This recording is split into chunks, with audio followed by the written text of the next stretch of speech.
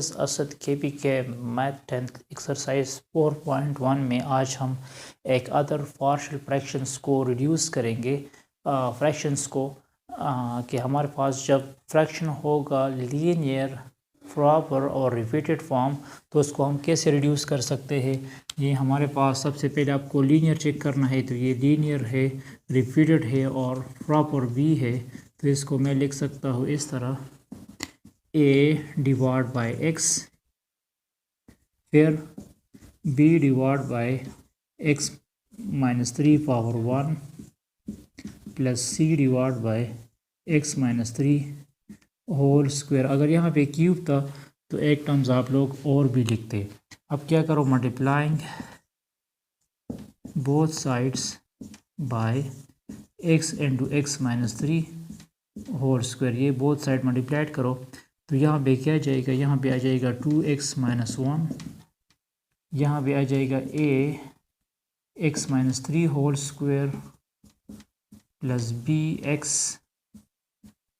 x minus 3 और c into x आ जाएगा। ये इक्वेशन 1 हुआ।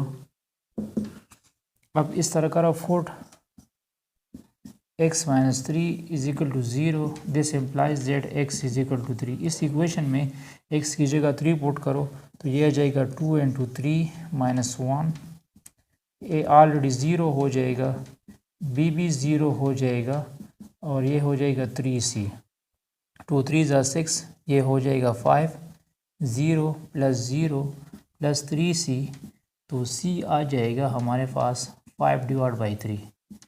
सी की वैल्यू क्या चुकी है, 5 डिवाइड बाई 3। अब हम इसमें अगेन पुट करेंगे, put x is equal to 0, x को इक्वल टू 0 पुट करो तो इक्वेशन 1 इन इक्वेशन 1 में इक्वेशन 1 है तो ये हो जाएगा 2 इंटू 0 माइनस 1, ये हो जाएगा 0 माइनस 3 होल स्क्वायर, b 0 हो जाएगा और c भी 0 हो जाएगा। ये हो जाएगा माइनस 1 माइनस 3 स्क्वायर, तो a हो जाएगा माइनस 1 बाई 9। a की वैल्यू क्या जाएगी, माइनस 1 बाई 9 आ जाएगी। अब मुझे b की वैल्यू चाहिए, तो मैं आपको कह चुका हूँ वो आप लोग कोएफिशिएंट कंपैरिजन से करोगे। कोएफिशिएंट कंपेयरिंग से करोगे, ठीक है। तो कोएफिशिएंट कंपेयरिंग का मतलब है ये इक्वेशन दोबारा लिखो, 2x minus 1 a into x square minus 6x plus 9, ये दोनों भी मल्टीप्लाइड करो, bx स्क्वायर माइनस 3b आ जाएगा, 3bx आ जाएगा और साथ में cx आ जाएगा। और ये a भी मल्टीप्लाइड करो, ax square minus 6ax plus 9a plus 9bx square minus 3bx plus cx। अब कंपैरिजन करो x स्क्वायर की, ठीक है। तो x स्क्वायर तो यहाँ हमारे पास नहीं है तो वो 0 हो जाएगा, x स्क्वायर एक टर्म्स इस यहाँ है यहाँ, तो ये हो जाएगा a प्लस b, ठीक है।